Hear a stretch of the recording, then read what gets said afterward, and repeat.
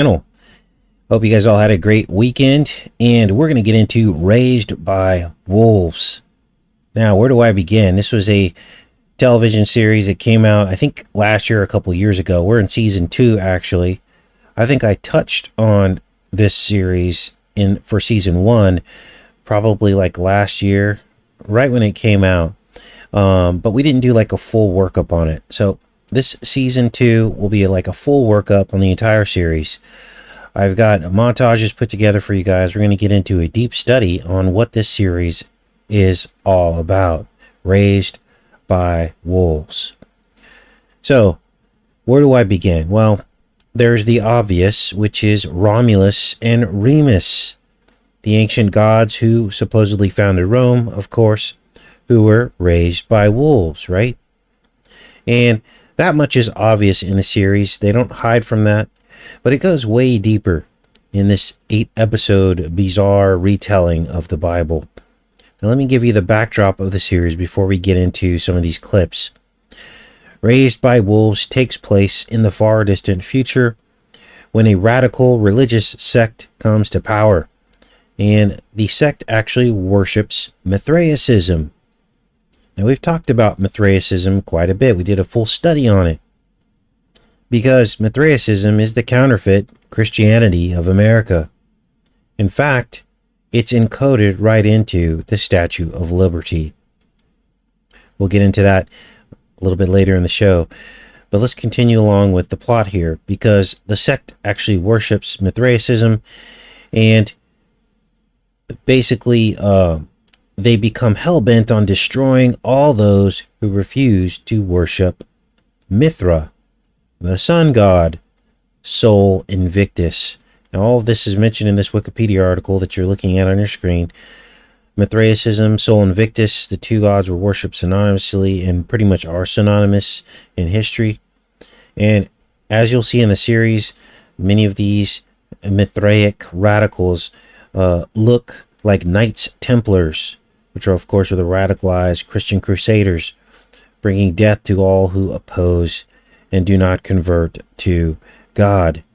Now, obviously, this is all an attempt to slander the history of Christianity. Nowhere in the Bible does it say that people won't come in his name and do horrible things. In fact, it says the opposite. It says many people will come in my name doing horrible things. So watch out for those people. And so our example is the example he set out during his life, in which he never raised swords and hurt people, in which he never did some of the things that people did afterwards in his name. Okay? And this is why he had to say this several times. He says, when I return to some of you, I will say, I never knew you. And this is why. Because, of course, the enemy is going to try to counterfeit Jesus and his message and attach evil to it. Isn't he? So, don't get it twisted. So, there were many instances in the history of Christianity where the devil slandered Jesus' name by tempting men to kill in his name. And this is why you hear and see such a strong presence of quote-unquote religion in the military, right? Because they have to keep that going, because then men are killing in Jesus' name, and that's further begins to erode people's faith because they see that none of it works. It's all just one giant killing machine. We're going to get into that tomorrow on tomorrow's show. We're going to talk more about the ritual sacrifice of war and what it was designed to do, how it counterfeits God's original plan, and basically tries to derail people from their walk to find his son and love God. So let's keep going here, because the sect then becomes obsessed. They become so obsessed, in fact, that they use their technology to create these robot killing machines called necromancers. And the necromancers were built with impenetrable shields and infinite strength, and they can destroy with the sound of their voice or a stare from their eyes. Now, a lot of that was depicted in season 1. If you wanted to go back to season 1, you could see how they depict the necromancers. You don't see as much of it in season 2, because most of them were destroyed finally when the earth went up in smoke and everybody left Earth and went to another planet. There's only one necromancer left, and that becomes the plot of season 2. So these necromancers would fly in the crucifixion position with their arms outstretched to bring fear to all those that they would encounter. So as you can imagine, this series is about as blasphemous as you can imagine. Now, let's back up a little bit because we've talked about Mithraicism on previous decodes, haven't we? Mithraicism is the root of false Christian worship in America. Now, why do I say that? Well, because Sol Invictus is the Statue of Liberty. Statue, S of O, Liberty, L. S-O-L, Sol. What they were getting at was Sol Invictus. And you can see it on display here in this Wikipedia article. They're identical. The unconquerable sun. So you see here, they have this rays of sunshine going around the head. There's a couple other images here, a couple other ancient images here of Mithraicism and Sol, the unconquerable sun. They also wear a Phrygian cap, which is the roots of Saturnalia. Okay, because the ancient god of Saturnalia wore a Phrygian cap as well. And this is well documented throughout ancient history.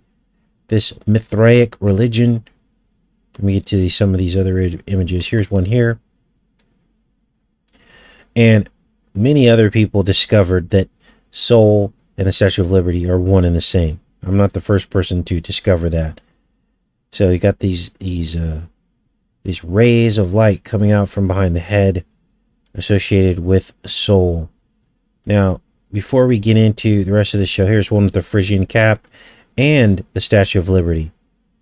You can see those very clearly that there is a syncretism going on there.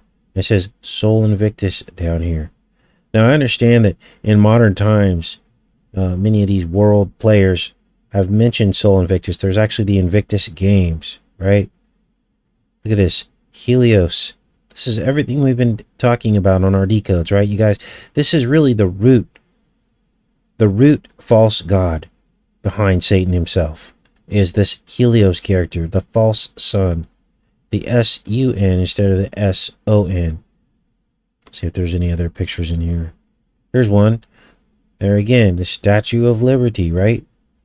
I just want to firmly establish this in your mind so you know that I'm not making this up, or if this is, this isn't just, an opinion or theory. This is well established. Here's an ancient carving with the Phrygian cap. Now, the Phrygian cap is on Santa Claus's head, but it's backwards. He's got a backwards Phrygian cap. That's what it is, and it's from Saturnalia. This is why some of these holidays are so damaging. They separate you from God rather than bringing you closer to God. Here again, you have the Mithraic Phrygian cap and the Sol Invictus side by side. The gods were often worshipped together. Mithraicism. Now, there's a section in here comparing Mithraicism to Christianity because there are many similarities. But Sol Invictus was the false Christ. It was a copy or counterfeit pagan god. And it was imagined to eclipse the true story of Christ.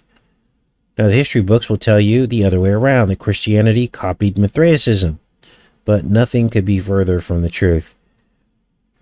Now, the enemy wants to rewrite history and attempts to by blurring the timeline, because that's what he does. Time is on his side, right? That's what the devil says. Why can he say that? Because all he has to do is wait for time to pass and then rewrite history. So time's on his side. He's also the Ouroboros of time, and we'll get into that later in the show as well, because the Ouroboros is the time prison that we're all locked into, except the devil has a certain advantage. He can possess people down throughout time. And demonic spirits can possess people down throughout time. So time is on his side. In other words, he's timeless in this timeline as he jumps from host body to host body, and can kind of basically live as long as he wants to until Jesus comes back. So, this whole Mithraicism versus Christianity thing, you really have to pray about, because there are many of these kinds of, false teachings that begin to erode away and chip at people's faith. But once you pray about it, God reveals to you the truth, that the enemy basically he's a time traveler. He's a terminator. He's trying to go back and rewrite the timeline to discredit Christianity, to discredit the Son of God, to try to say he either never existed or that he was a copycat of something else. And so you have to face that head on and come to terms with it. You can't ignore that. You have to research it, and you have to pray about it. And God will reveal to you the answers. Part of it's about faith, part of it's about the state of your heart. Because if you want to talk yourself out of believing in God and Christ, he'll let you do that as well. But if you are in a state of the heart and he's touched your life and he shows you the truth about all this, then you'll come to the conclusion. You'll be a much stronger Christian for it, instead of running from this argument. Now, as we go through the series, you're going to begin to hear and see mentions of Mithra and Sol Invictus throughout the entire series.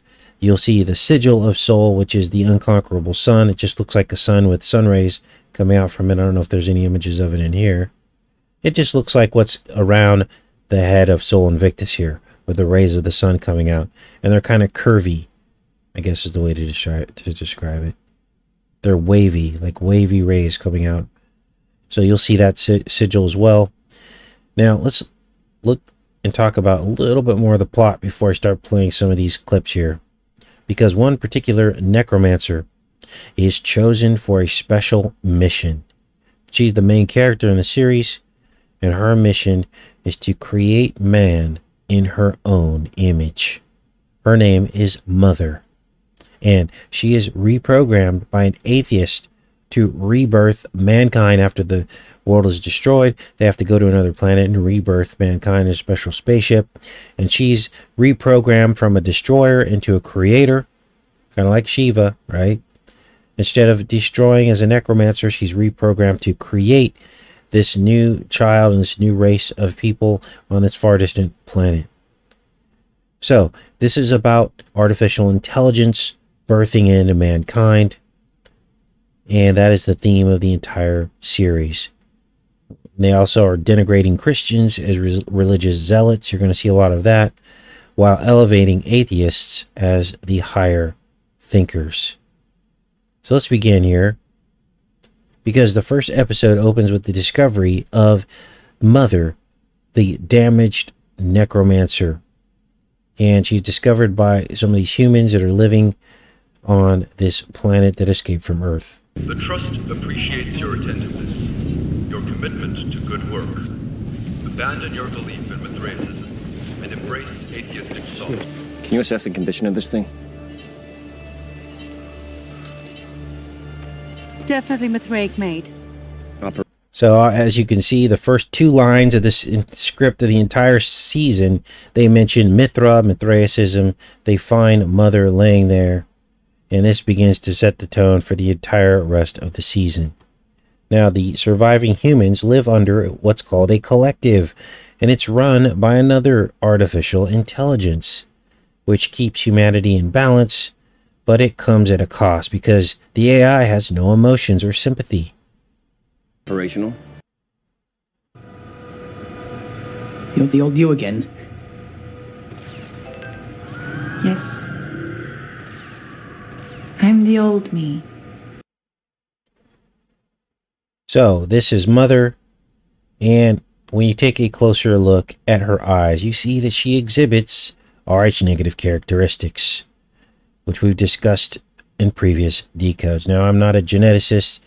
I don't know how all this works, but red hair and polychromia of the eyes, or sometimes it's called heterochromia, These are the terms used to describe two eyes of different colors or multiple colors in a single eye. In this case, she has eyes of different colors. Now, I have a form of this hybridization. My eyes are gold in the center and green on the outside, which is relatively rare. But I don't like to read too much into this kind of stuff because I don't understand genetics. The enemy is always depicting these RH negative traits as often as they can in these kinds of roles. So I'm kind of on standby with the Holy Spirit as to what to present to you guys about this. But I know we have to document it and keep showing how they're showing it, right? Now, as I said, these genetic traits could suggest hybridization. And we see the same kind of thing in some pets, like animals like Alaskan Huskies, and even some people in real life have this mixing of the eyes like this. And we've also seen this kind of thing in many other kinds of decodes that we've done as well. We've seen this eye thing as well as the RH negative traits being put on full display. Now, again, I don't want to make any claims about this spiritually, but it's interesting that they keep calling this out in film, especially when it's associated with these Eve-like archetypes, because that's what Mother really is in the series. She's an Eve-type archetype. That's what they want us to believe. She's the artificial intelligence version of Eve. Now, there's actually more to Mother's eyes than meets the eye, and we'll get into that later in the series here. Now, next you're going to see how humans in the collective are given their instructions and tasks, and it comes out of an egg. Watch.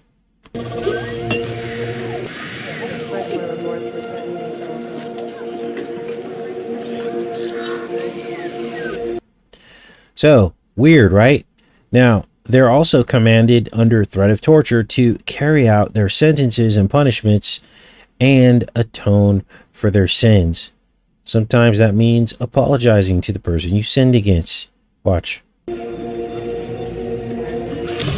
I help you? I've been ordered by the Trust to personally express remorse. There's no... Now, let me back up just a second here. Because this guy that says, "Can I help you?" he is Father. Now, I don't mention Father much in this decode. Why? Because Father is basically the pushover, simp archetype that they were really trying to push in this society, right? Men don't have any real power anymore, especially if you're down on our level, and so they're really trying to push this. They call it equality, but really they've gone way overboard. And yes, maybe men with positions of power, it's unequal, but down here on our level, the 80 or 90%, men have pretty much lost all their power. So when you get a divorce, they take your kids, they take 3/4 of your income. If you own a small business, you get taxed to oblivion with all these regulations and all. And now I'm not saying this because this is, because I have any animosity or negativity toward people of the opposite sex. I'm saying this because it's the truth. It's where our society has come to. And very few people are afraid to talk about, or are not afraid to talk about it. But it is the design of the enemy. The enemy has done this on purpose. This is why he's crossing people's genders and things like that. All of this is by design. And if you're a Christian, you haven't woken up to that fact, it's probably time to start acknowledging that that's what's happening. It's part of the plan to destabilize the relationship between men and women. And it's part of the design to destroy the family. It's part of the design to wage war on God through the elevation of things that aren't supposed to be elevated. Okay? Now, that doesn't take any heat off of men who are doing wrong things with their authority and power, because that will be dealt with as well. Men are supposed to carry themselves in a certain way, have a certain conduct, and be leaders rather than abusers, and rather than, unfair. We have to be fair. We have to do everything according to what the Bible tells us to do when dealing with people of all sexes, ages, ranges, and everything else. So there's responsibility there as well. But the enemy basically is in control of this world, and he's mixing and stirring the pot and damaging this delicate balance that God had created for the family. So let's keep going here, because at this point, a prophecy emerges surrounding Mithra, Sol Invictus, the counterfeit Christianity. Endorse. There's an old prophecy about an orphan boy. I think it might be about me. What's the prophecy? Well, it attempts to twist the Genesis narrative into something evil. Then he talks about the tree of knowledge of good and evil. And this fascination that Hollywood has with the Bible, without coming right out and saying it, this is what proves the Bible's real. Because literally every production has biblical elements in it, whether you pick up on it or not. Let's listen. And there they will build a city of peace, and the prophet will be made its king. It's a gift from Sol. I think that's the tree of knowledge. An orphan boy in an empty land will wield the sword forged in Sol's light, and with it he will lead his people to the tree of knowledge, and all who eat from it will be made pure. So, there you heard it, biblical retelling of Genesis, the tree of knowledge. Now the plot thickens, so stay tuned, because this goes deeper than you can ever imagine. You're going to see the tree of knowledge turned into a Hydra, which is pretty much everything everyone's been talking about, right? Well, they come right out and show you, and they say it. Now, the boy that you just saw, he's holding this tetrahedron that later we find out is the seed of the tree of knowledge. Now remember, the tree of knowledge is the bad tree in the Bible, okay? And it's the bad tree in the series as well. So they get that part right. But here's where the disinformation kicks in. Because on this 3D tetrahedron shape, you see a nested egg. Let me zoom it up for you guys so you can see it. This is a nested egg. It's also representative of a seed, which is an egg, right? We've talked about this whole nested reality thing in the past. The nested reality is the notion that everything is an identical scale of something larger or smaller. Let me give you an example. Imagine that this black part of the seed is the child. Outside of that is the womb. Outside of that is the mother. Outside of that is the grandmother and the great-grandmother and the great-great-grandmother. So even the family lineage, how God created it, is a nested reality. Now, another example of this would be like a tree that looks like a human. Because the human form is actually made up to look like a tree. That's how we were created. Now, if you think I'm crazy, understand that a person actually does turn into a tree later in the series. They confirm what we've been talking about. Let's keep watching here, because now in this next scene, we're gonna get more insight into who Mother really is. Mother in the series is the Serpent. Watch. Seeds. It hasn't been planted yet. It needs to be grown. 5 branches. Mm-hmm. The pentagonal prophecy. This is the tree of knowledge from the scriptures. My mom said you used to be able to fly like a bird. My mom says you used to be able to fly like a bird. Well, that was like the serpent before he was cursed to eat dust and had his wings chopped off. And kill people with your voice. And she continues, and kill people with your voice, which is kind of like what the serpent did too, before he lost his ability to speak. He had beguiled Eve with his voice, didn't he? And God also used his voice to create all things. So there's the dichotomy. Using the use of the voice. The enemy does it one way, God does it another.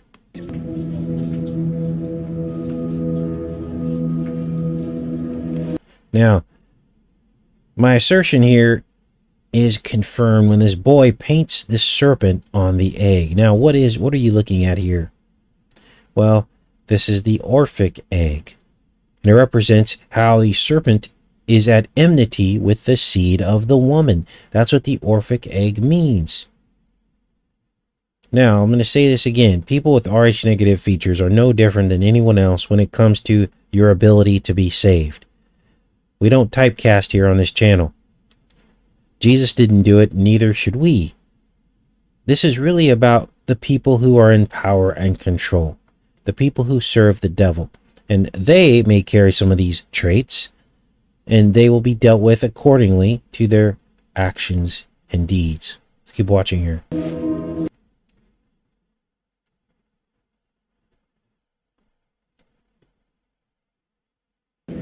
Though I'm not a creator of human life, I am forever its guardian. So, of course, the serpent cannot create. It can only clone, right? So there's more confirmation.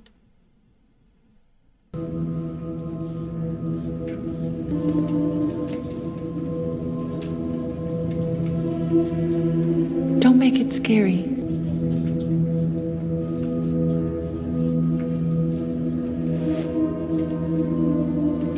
It's not scary. It's beautiful. All living things are beautiful. So obviously this little boy is possessed by the devil. It seems like he thinks the serpent and the egg is beautiful. The union between the serpent and the seed of the woman. Now, here's where the plot thickens and everything goes off the rails, because there is a faction of the Mithraic movement that comes from off-world and basically opposes Mother and opposes this whole collective society and begins to make his move on the camp. Let me play that so you can see that. And it's led by this guy.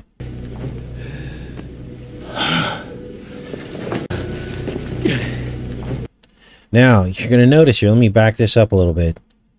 So like I said, this is where things go off the rails. You're going to notice here this column basalt megalithic structures. And now this is featured throughout this season. And what is this about? Well, it's about the column basalt tree stumps. And this guy that you just saw climbing up on the DNA strand, he's the leader of this movement against the collective, against the artificial intelligence. And his hideout, where he stages to make his move, is inside a column basalt tree stump. Now, when we first started talking about these tree stumps, they weren't really appearing in Hollywood. And it's weird. As soon as we start talking about it, all of a sudden you're starting to see all these new Hollywood productions featuring the column basalt matrix. These tree stumps. Now, I got a lot of grief for this understanding that these column basalt structures are tree stumps over the years. And I had one subscriber tell me that when I start talking about this subject, that it undermines the credibility of this channel. And I strongly beg to differ, because it's an opinion based on the observation in these countless films and also in the Bible and our reality if you just simply look around. Because here's the cover story. The cover story is that these megaliths were formed by volcanic action, which normally occur near volcanoes, right? Where we usually see much more supernatural activity, don't we? So, that cover story could be partially true, but it can also still fit into our observations about these being portals and trees of the former trees of the garden. I mean, what if the volcanoes and the magma inside of them were the former portals? What if they're the residual core of the tree stump that once reached the heavens? Not beyond the stretch of imagination, because the book of Enoch in Enoch 66 tells us that at some point near the flood that the angels labored at the trees. Now, that particular passage is a little bit a little bit mysterious. We don't really know what that means, but it appears to sound like they're talking about cutting down lots of trees. They labored at the trees. Because then it also says that afterwards, God miraculously regrew the forests. So what were they talking about? Why did the angels have to do that? Now, if you want to know this, just go to Enoch chapter, I think it's Enoch chapter 66, and you can read about it. But here's what we do know. We know that the angels' swords are what cut off Adam and Eve from the garden, don't we? And that there were many trees in the garden. Why would God use swords to cut them off from the garden? Because a sword suggests an axe. A sword suggests cutting something down, doesn't it? A sword suggests that a severing took place, doesn't it? God didn't need angel swords to, hurt Adam and Eve from coming back. He could have just put up a barrier or something, couldn't he? You have to think deeper, because the common interpretations that we're given aren't always what the truth is. In fact, I would suggest that many of the interpretations that we have of the Bible could be wrong, because that's how the enemy works. He'll give you an incorrect interpretation of something to hide the truth. So, swords were put at the garden to cut off the entrance to it, which suggests that there may have been some chopping going on. We also have a confirmation in Enoch 66 saying that the angels labored at the trees. That happened later in history, closer to the flood. But there's something else going on here. Now let's keep watching this, because next you're going to see these, what appear to be a DNA strand.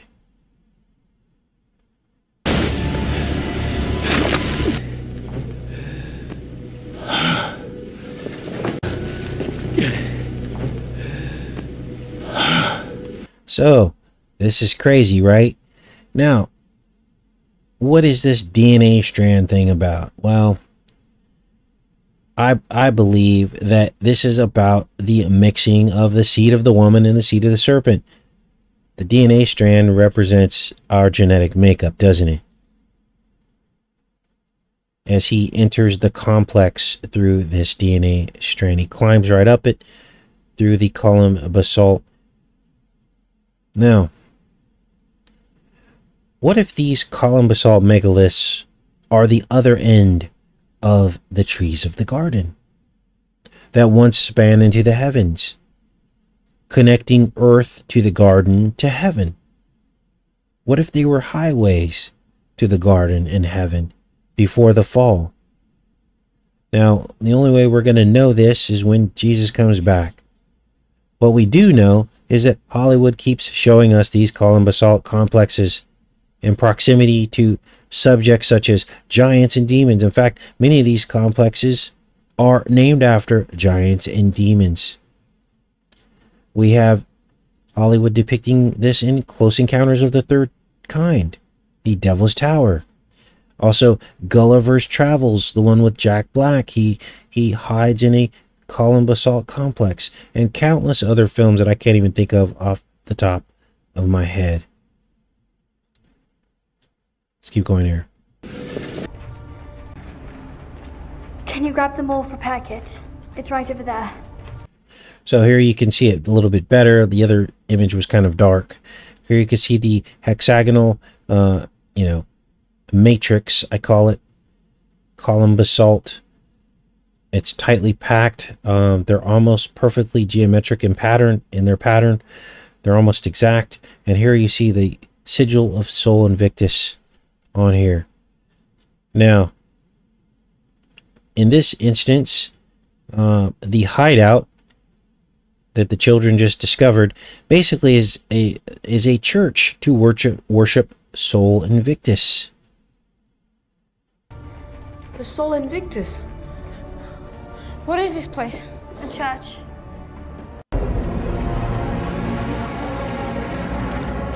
And there's the Devil's Tower, Wyoming.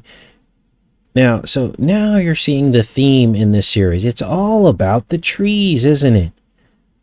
I mean, we've been going on and on and on this channel about the trees, and I think now it's probably starting to sink in. two trees are actually depicted in the series.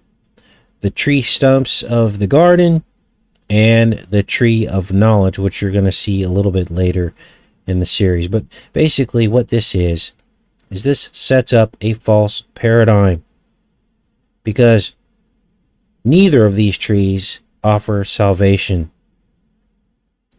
Because notice they're not mentioning anywhere in here the tree of life. The tree of life is basically what is, attached to Jesus, which is the salvation. Okay. Now they depict the column basalt stump as the portal to soul. And as you will see later, the tree of knowledge is the portal to death.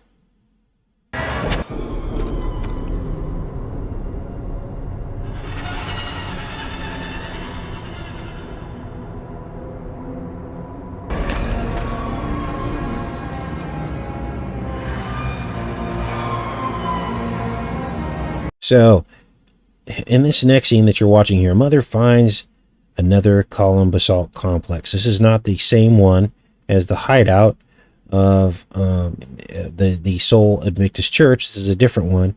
But she chases down the serpent who she feels has threatened her children. What's the serpent? Well, let me show it to you.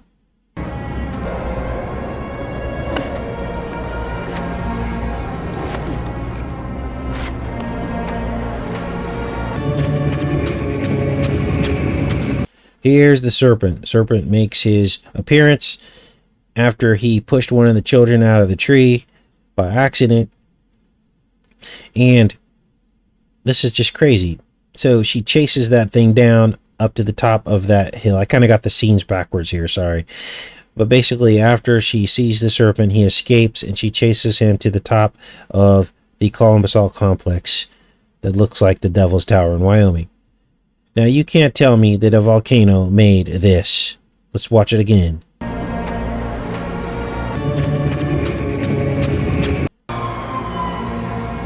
And that's almost exactly what the Devil's Tower in Wyoming looks like. A volcano didn't make that, you guys. So, then we see the serpent near the tree of the knowledge of good and evil. And that's why you're going to see two branches coming off of it, because those are the two pillars of the tree of the knowledge of good and evil. The two pillars of good and evil.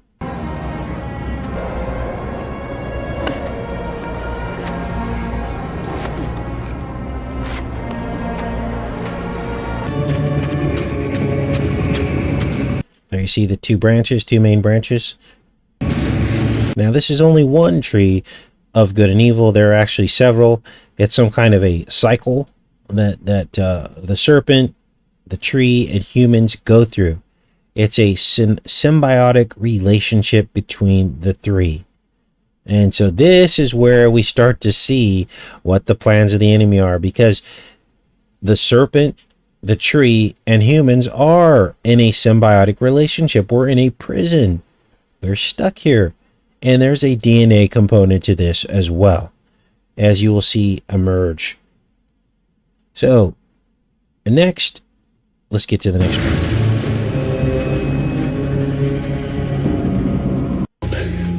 So, next you're going to hear him say that soul works through the serpent. And now this is true. The false god, the morning star Lucifer, took the form of a serpent, didn't he?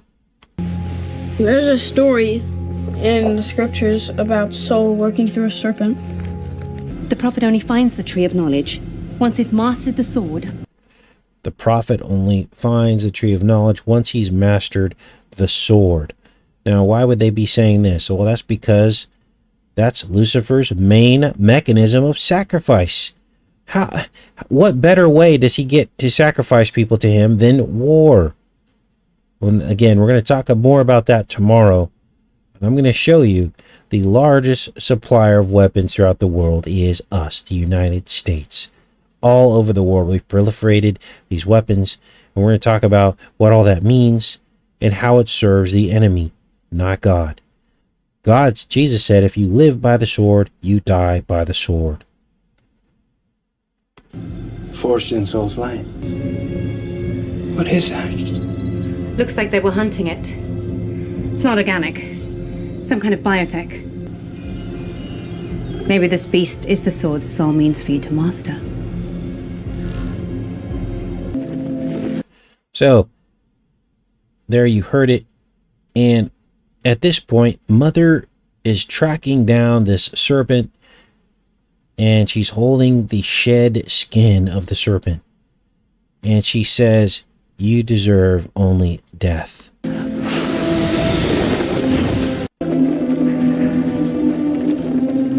You deserve only death. Now, why would she say that? Well, more biblical references. That's because all sin and death is attributed to the serpent according to the Bible. He gets the whole thing. He's the scapegoat. It's almost as if she's talking to herself, though, because remember, in the series, she's synonymous with the serpent.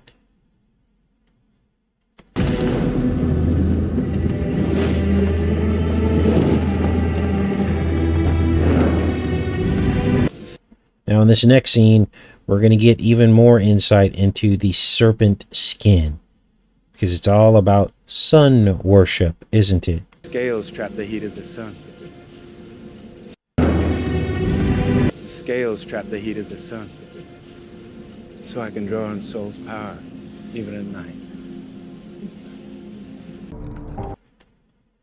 So, Mother finally makes it up the tree stump, and the serpent makes the signature Ouroboros shape. Watch.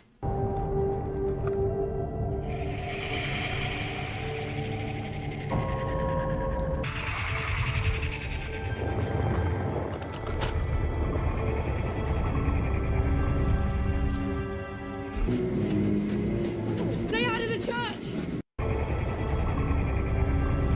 So let's talk about the Ouroboros for a minute, because this is a confusing topic for some people. And I want to really clarify what this means based on our research and based on the insights that we've been given by the Holy Spirit. The Ouroboros is a time trap.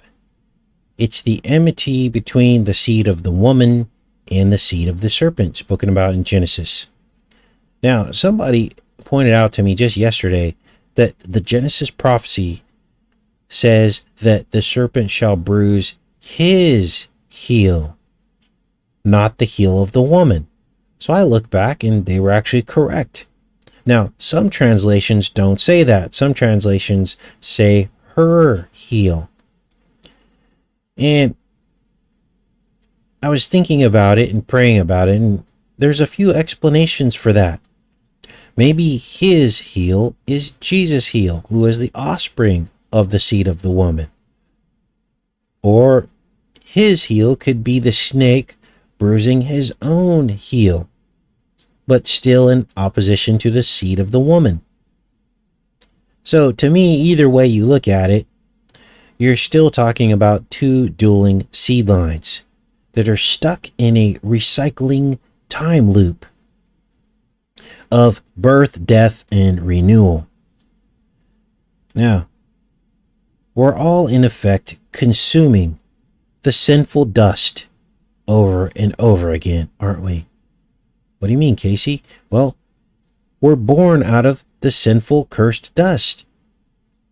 Creation was tainted or cursed, and we're all born out of it over and over again. This is why the Bible says we're all born into sin, because the dust that you were actually recreated from when conception occurred is still cursed. They're still born into sin. And this whole cycle never stops until Jesus comes back and renews us. He's going to burn everything with fire, and we'll be born back in his image and go to heaven and also have a new earth after the fire wipes it all away. So, let's keep watching here. Now, this guy, he's reunited with his son, who was in the camp with the rest of the humans, but the AI wants them all dead. Because the AI knows that this guy's coming for him, so the AI releases a bioweapon, which turns the boy into a serpent. Watch. Stay out of the church! The trust put a biobomb in the mouse! So the boy starts turning into a serpent. You guys, this is like basically this entire thing is all about the Bible. Now, this is what they want for us. They want to release some kind of bioweapon that's gonna mix our DNA with the DNA of the serpent seed. There are already some precursors inside of us, I believe, all the way back to Cain, but it hasn't become fully developed yet, and they want to enhance all this stuff. They want more and more serpent DNA within us.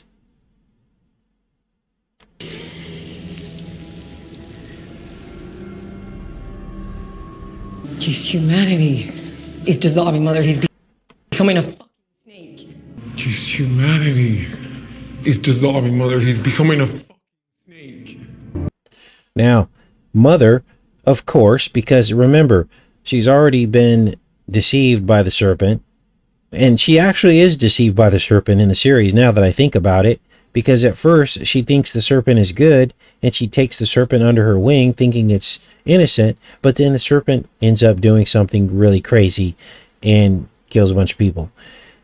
But here you get a clue, because she says that, oh, this is just part of the evolution. That's all. It's not really death at all. It's more of an evolution. Or power wasn't granted by a god. So this next part is crazy, because Mother has interchangeable eyes. And I promise you that there was more to her eyes than meets the eye. Now I'm going to explain it to you. One set of eyes has the two different colors, and the other set is weaponized when she goes into battle. But she had her eyes stolen by the guy on the ground. Watch.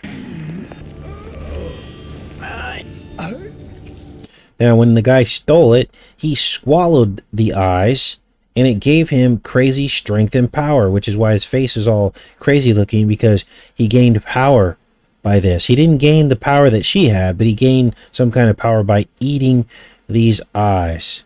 So Mother confronts him, and she regurgitates her eyes back from him and puts them back in her head.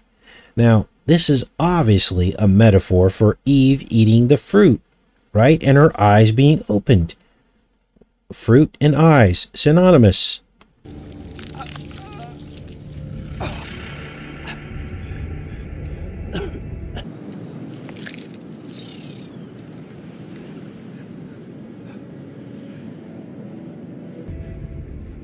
Your eyes.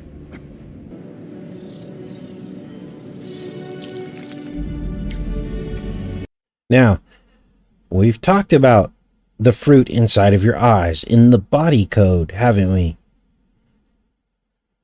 Yes, we have.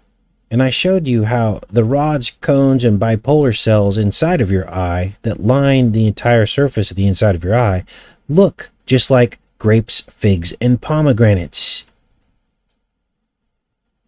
Mentioned in the Bible, of course, as 3 holy fruits. And I also showed you how the Bible describes offspring in the Bible as fruit. The fruit of the womb, mentioned many times in the Bible. And that the womb also looks like an eye, doesn't it? It's got a cervix, which looks like the iris of the eye, opening and closing. It's an aperture. It's got an umbilical cord, which it looks like the hyaloid canal, which connects the lens of the eye to the retina. The retina is like the placenta surrounding the eye, giving it nourishment. You also have the lens, and that's where you crown into this reality, the cornea. So, lots of similarities. And what I just described to you is the nested reality. How things are always smaller or larger versions of other things. This is how God created our reality. Everything branches off from a source that is identical or similar to the thing before it. Now, this is amazing, because at this point, Mother realizes that the AI that runs the encampment can no longer be trusted. And she goes to shut it down and take leadership, and she then takes leadership of the humans.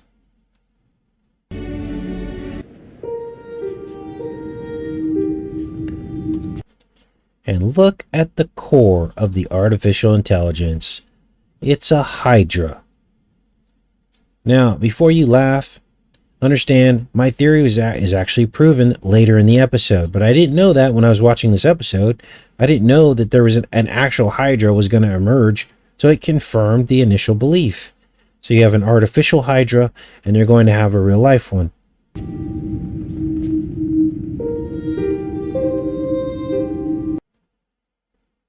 Now I flipped it upside down so you could get a little bit better image of it. But that's basically a rudimentary form of a Hydra. It's a core with tentacles coming out from it. So in this next scene, they show basically along the way they found all these other ancient relics that confirm that Raised by Wolves is really about Romulus and Remus, raised by the she-wolf. Watch. It's Romulus's tooth, found it in the wreckage. It's an extremely important relic, and it's not right that you're wearing it, Why child. not? It's Romulus's tooth, found it in the wreckage. It's an extremely important relic, and it's not right that you're wearing it, child. Why not? Now, in this next scene, Mother explains how human programming can be rewritten. And that's really the purpose of Hollywood, isn't it? Hollywood rewrites human programming. Unless you're aware, unless you watch decodes like this, you will be programmed by these Hollywood productions. Watch. Simple redirection, conditioning, repetition. Humans can be reprogrammed just as easily, if not more so. I'm not a android. Of course not. Of course. You might never know who you were, as all programs are often overwritten. Now, here's more confirmation that the human form was fashioned after a tree. Because in this scene, the umbilical cord, which when you cut off an umbilical cord, the medical term is called an umbilical stump, like a tree. Well, in this scene, one of the pregnant girls, she gives birth on the rocks next to the ocean. She wants to basically sacrifice her child to the acid ocean because the ocean on this planet is acidic. You can't go in it. It will burn you alive. Watch.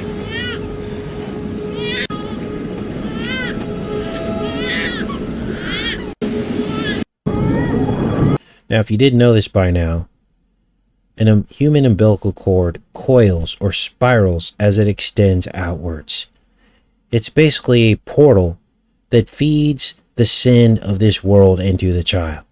And that's why God says we are born into sin, because the mother was also already born into sin, and she feeds that into the child. The receptacle is already made out of a tainted, sinful dust. Well, at this point, when she's at the edge of this bank, another spiral emerges, a whirlpool. And out of the whirlpool portal comes a creature that comes up to consume her child, the seed of the woman.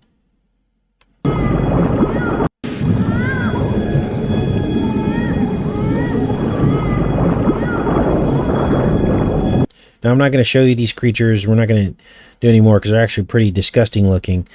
They did a lot of makeup and, stuff in this. So the stuff is pretty graphic. So I'm not going to show you a lot of the scenes that are in this. But needless to say, this is all metaphor. And like I told you, everything's nested. So a tornado is the same as an umbilical cord, is the same as a water spout, is the same as any portal. It brings something from one place to another. That's why Dorothy got to the land of the Munchkins through a tornado. And that's why the Yellow Brick Road started out as a tornado, so that she could go find whatever, her family she was looking for. Okay? And that's why God appeared as a pillar of fire by night and a pillar of cloud by day in the Old Testament. He was basically in the presence of man. How do you think he got there? A portal. That's why many angel stories you hear in the Bible is always preceded by a tempest or a whirlwind. Nested reality. And once you understand that, then you can draw associations and comparisons between mysteries. Things that previously were mysteries in your mind that you didn't have understanding of. But when you start to see the nest in the tree, for instance, and understand what that means and why the enemy would use an owl as his symbol that live in trees, right? The predator. What other creature would he make himself be? Well, it could be an eagle as well. Why would he use an eagle? Well, once again, remember the whole story with the King Nebuchadnezzar? He basically got turned into an eagle without wings. He had feathers and was thrown out of the tree. And then the tree was banded, wasn't it? All of these were tough lessons that God told people, and these were punishments for them trying to be above the Most High. Even the trunk of a tree is a spiral. Even the trunk of the tree is a spiral portal. This is why I know that these places are portals. Let's keep watching here, because then we're going to get into, as we start to wind down the show here, this boy's carrying around this seed after he's reunited with both of his parents, the geometric shape that he's carrying around, but he can't open it. And they try everything. But the only thing that works is the singing of his mother's voice. Watch. We pray to Son to guide us through the gloom. Now remember, voice and sound can either be creation or destruction or deception, right? So what happens next is his mother absorbs the seed that comes out of this shape, which turns her into a tree.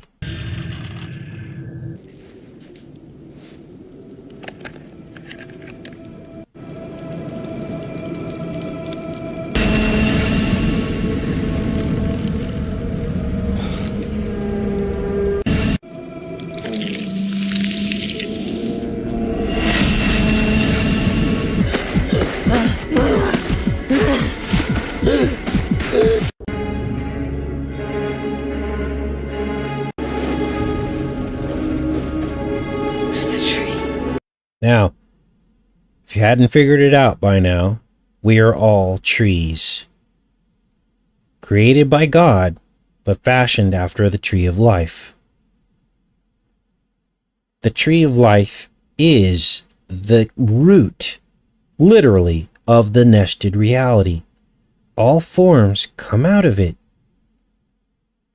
You have a crown. You have seeds, which are your children. You have limbs, which are your hands and feet. You have a trunk, which is the core of your body. You have fruit, which is your actions as well as your children. We are all fashioned from the tree of life.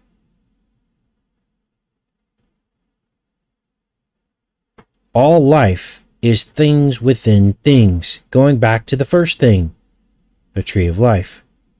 Now, we're written into the book of life if we reject the tree of the knowledge of good and evil, which is the current system of things that we live in.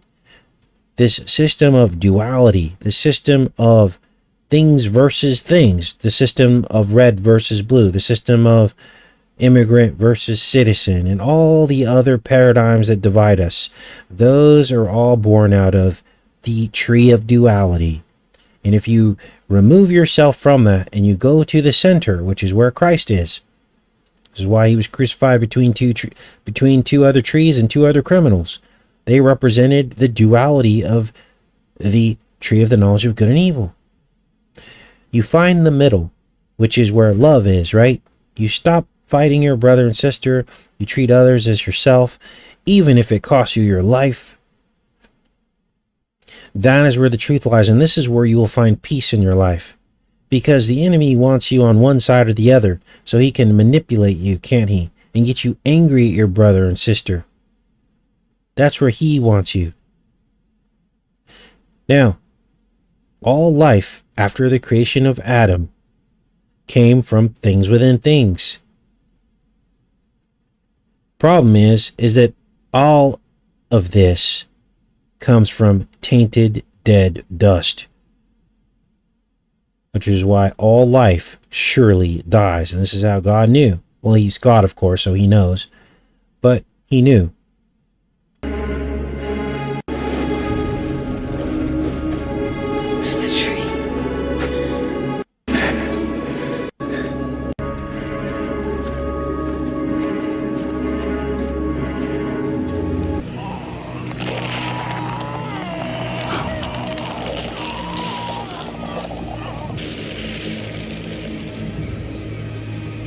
There's another person that got turned into a tree. That's how it actually happens. They don't show the kid's mom turning into a tree.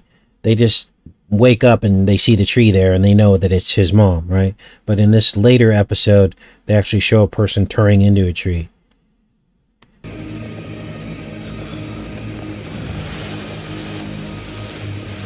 When the tree grows, eat from it, and I promise you, your mind will be healed. So obviously there's the lie, right? The lie that the serpent told Eve. He said, eating from the tree of knowledge will make you better. It will heal you. But in fact, it caused her to die, her and her offspring to die. When the tree grows, eat from it, and I promise you, your mind will be healed.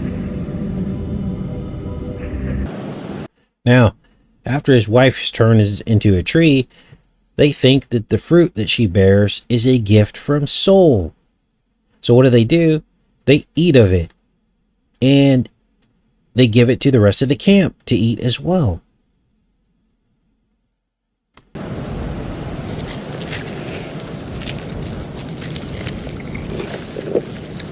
Now, the crazy thing is this thing looks like... Actually, you know what this looks like?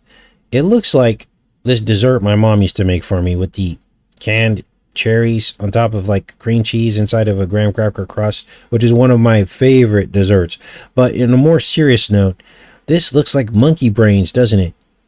Now, what do we know about brains? Well, we know that brains carry prions. And you begin to wonder, are prions part of the mechanism, or will be part of the mechanism that the serpent uses to try to convert humanity into serpents?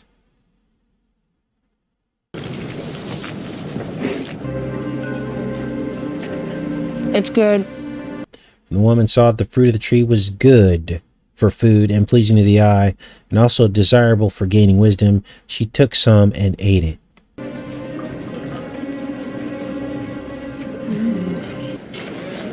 Quick, run. Don't eat it!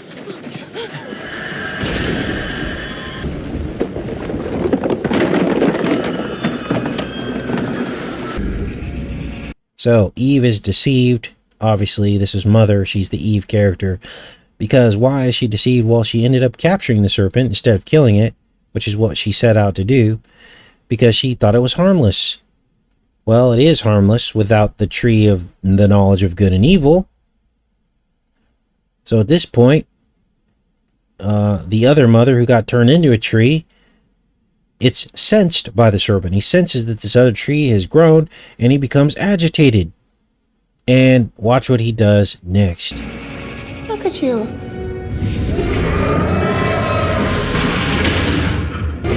Stop it! Why are you doing this to me right now?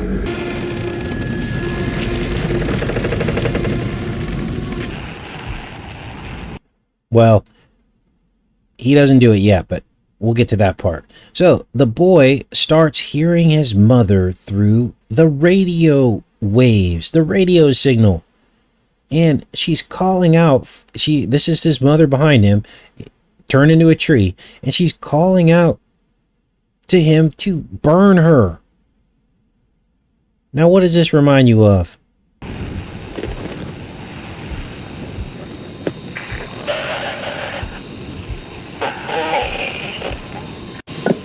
Tom was dead.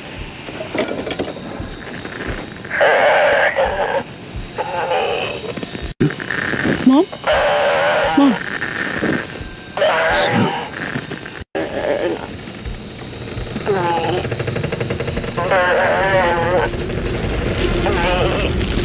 Dad, she's moving. So, obviously, this is a reference to electromagnetic frequencies, signals, jive G, whatever you want to call it. And this is why I believe that they camouflage the jive G towers as trees, because there's something more to this, isn't there? It's how the Serpent programs us. There may be other components to it as well. As all this forest of jive G towers has come up around us. It's all about the trees, you guys. Now, we're getting down to the end of this. I know this was a long show, but I did my best to put this together so you guys can understand this. If you have questions or something's unclear, get ready with your questions as we start to finish this up, and I will answer them in the chat.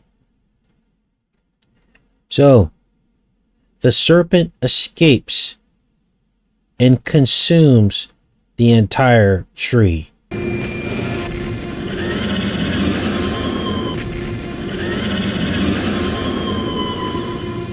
the serpent.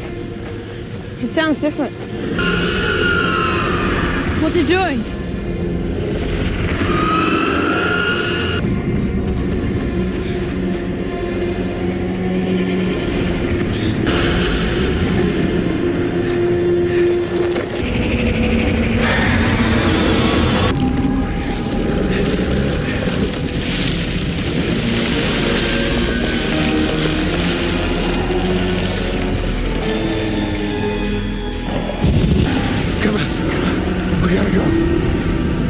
The process then transforms the serpent into a giant Hydra.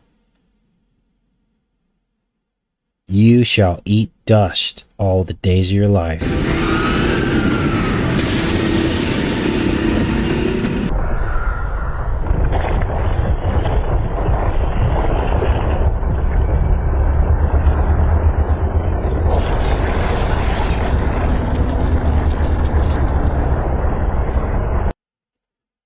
Can't make this up, you guys.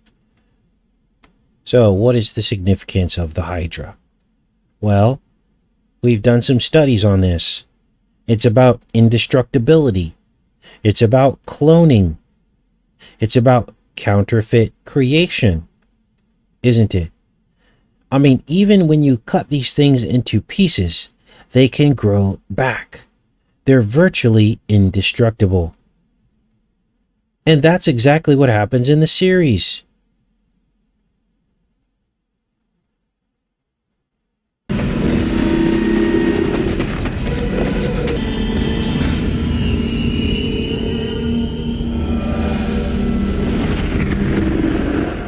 So this is Mother's first encounter with the Hydra Serpent. We'll call it the Hydra Serpent. This time she actually fails because her programming does not allow her to hurt her own child. But then she gets reprogrammed and challenges the Hydra and attempts to destroy it. But the thing grows legs and grows back, which is what a Hydra does. And I believe this weaponization of the serpent seed through some kind of Hydra technology will actually happen before Christ returns. You see, we've been led down a series of steps on a path, haven't we? And it's all been for a reason. And it all starts with one thing. It all starts with poking you with things. And then over time, will we be human anymore? The Bible says there will be no flesh left. What did it mean by that? That's not a storm. The serpent has become weaponized. A void. A void. The serpents of the old world were earthbound. The serpents of the old world were earthbound. So obviously another clue there, as the serpent lost its ability to fly after the curse. They were probably, Serpent was a dragon. It probably was a real beast. There are theories that animals used to talk before the fall of man, and God took that ability away from them. That is in some of the apocryphal texts, they actually say that. So there's something to this. So in this next scene, Mother drags the serpent all the way up to the firmament, and she finally destroys it using sound frequencies. Now remember, God creates with sound, and the devil can only destroy with sound. I gave birth to it.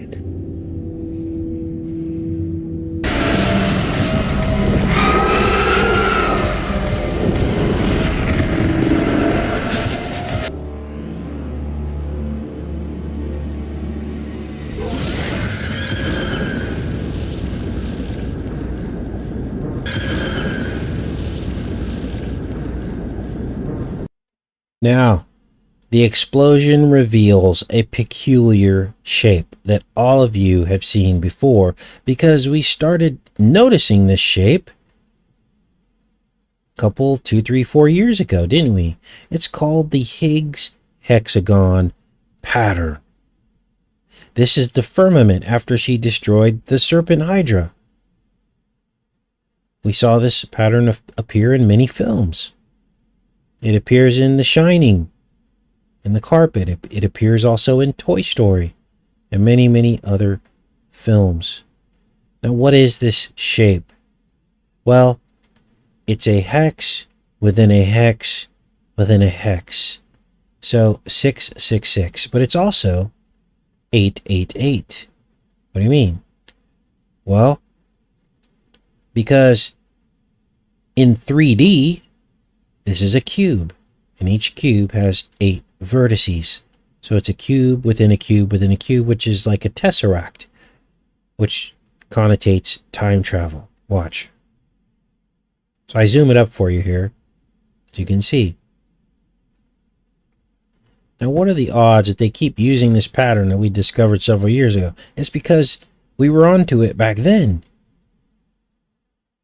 of the deeper meanings of this. Some people say this also looks like the scales on a serpent as well. Why are they using it as the firmament pattern? Well, because we're in a prison. We're in a hexagonal prison. In effect, let's zoom this up again so you guys can see this. In effect, what you're looking at is the packed hexagonal column basalt tree stumps. This is what it would look like if you cross-sectioned it. Do you see how all this is beginning to make perfect sense now? Let's keep watching.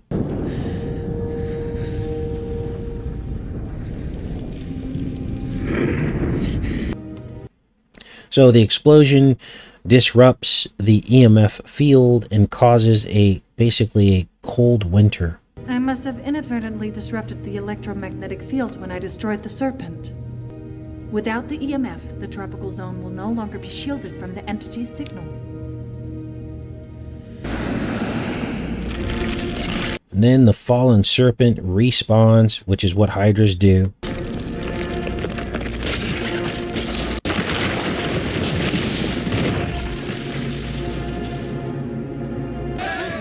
While the humans are over there celebrating the destruction of the serpent, unknowingly, as they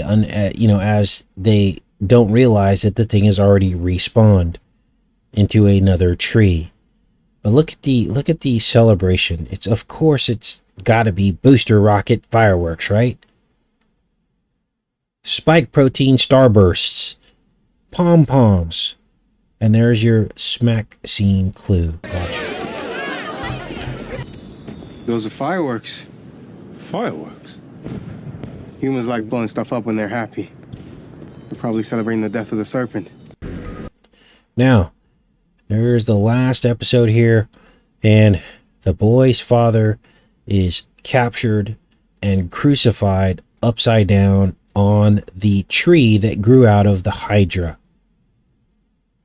And at that point, he's reborn into an upside down cross, which has to be the Antichrist, which I believe will come out of the Hydra tainted blood. And this is how he'll recover from his head wound. It'll simply grow back. Watch.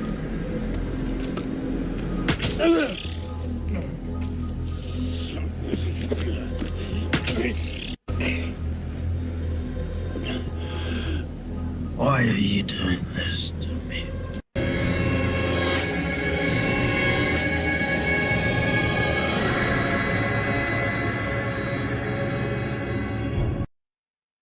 So, that's it.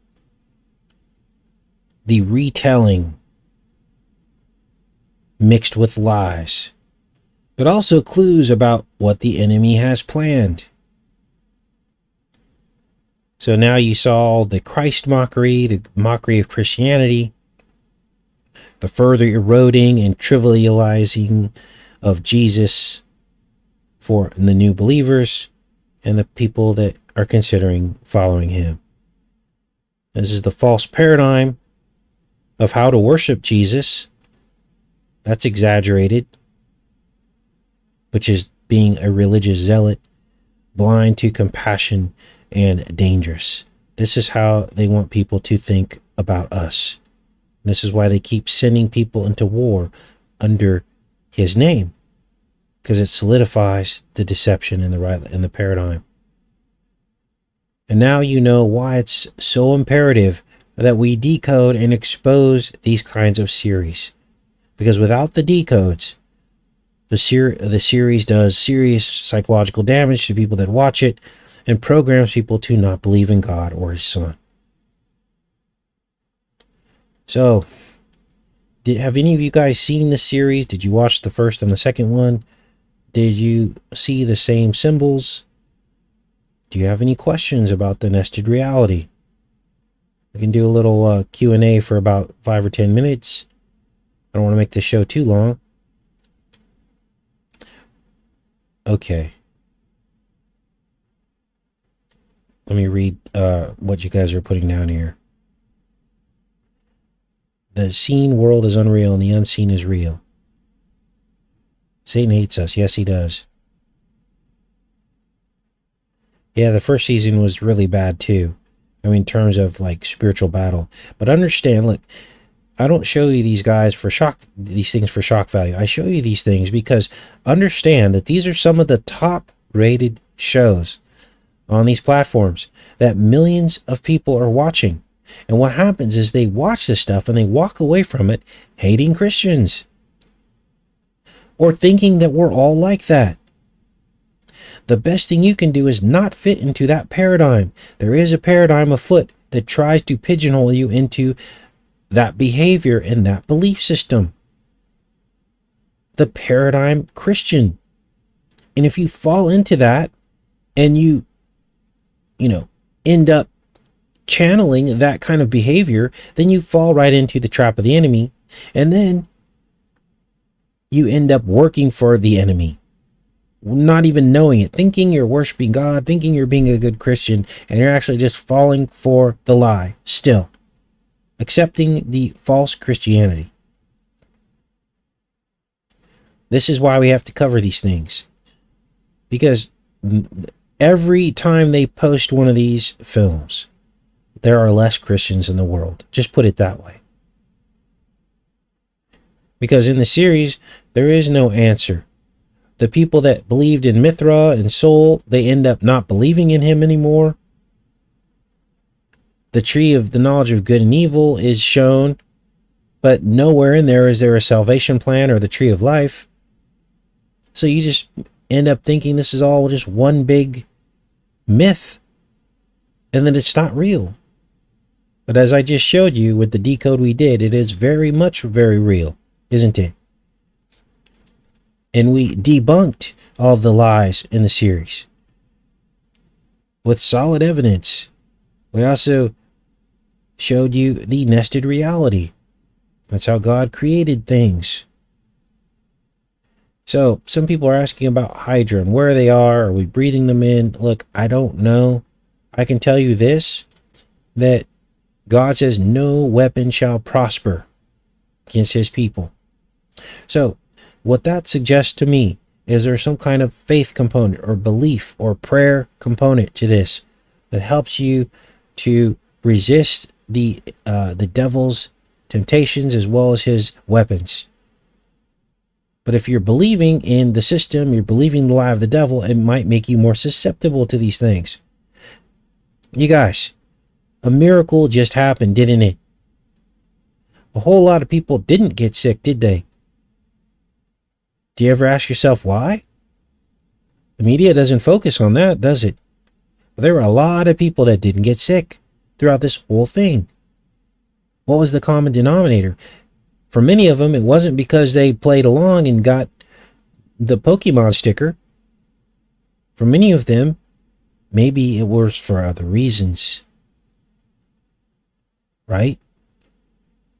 So don't be concerned or worried about where these Hydra are. All you have to know is don't give in to the lies of the enemy. Have faith. Love the Lord your God. Believe in his Son. Everything that the gospel says. That is your way out of this. And even if you die, you have everlasting life on the other side. So what's the big deal anyway? And that's the way I look at things. I try not to worry about what's going to happen to me. Now, you should prepare, because what you don't want to have happen is to go through these hard times and be tempted by the devil. How does the devil tempt you? He'll threaten your family. He will threaten you that you won't have food to eat or shelter. And most people, if they don't have shelter or food or their family's going to be threatened, most people will give in. So how do you not give in? You prepare for the hard times so that you're not tempted in that way. That's the only reason why we prepare on this channel. It's not to somehow survive something. It's not to try to preserve our life. Because if you try to preserve your life, you'll lose it. But there is such a thing as steering clear of the devil's vices and temptations. How do you do that? With some preparation. But you don't sit in that fear. You don't live in the fear of losing your life or losing your property. Because if you do that, the devil has you as well. You sit with confidence, knowing that you've done all you could to prepare, knowing that God will take care of the rest, and knowing that even if you lose your life, you'll gain everlasting life. That is what we're supposed to be as Christians. Not paranoid, not running around thinking about, all the things that can happen to us every single day. But that is how we make it through to the other side. Anyway, guys, that was a long show. I don't see too many questions in here. Let's see here.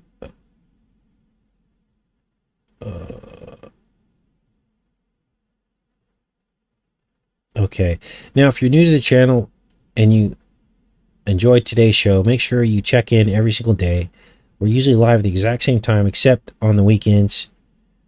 If I do upload something on the weekends, it's usually pre-recorded, and it's usually a little bit later in the morning. But don't expect to get a notification. And also, just be sure and check back on the channel, because they are unsubscribing people from this channel left and right. And this is why our channel is so small, because about a third of you have been unsubscribed from this channel without your knowledge at one time or another. And that's YouTube doing that. They want this channel to stay small for obvious reasons. So you can do your part by just being diligent about always checking in. We're not going anywhere. So always know there's going to be some kind of decode or a headline show every single day. Susie asked about Dr. Mota's water experiments. I believe you're referencing a doctor who was actually able to use certain language, or he's talked to the water or something like that, and it affected the makeup of the water. Is that what you're talking about? And the water became toxic if it was in a negative environment. Yeah. So, the Bible talks a lot about water, doesn't it? The living waters of Jesus. The well that never runs dry. Is what he told the woman at the well. And there was the water coming out of the Garden of Eden in the rivers that watered the trees of the garden. There's a lot to water. And you know, we've made certain observations about water, about how basically the water could store things. So that's about all I have on water today. I know there's a lot more to it, but okay.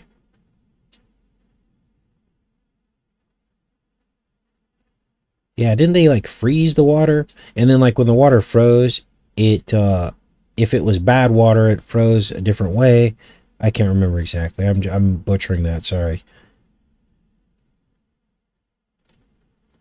Okay.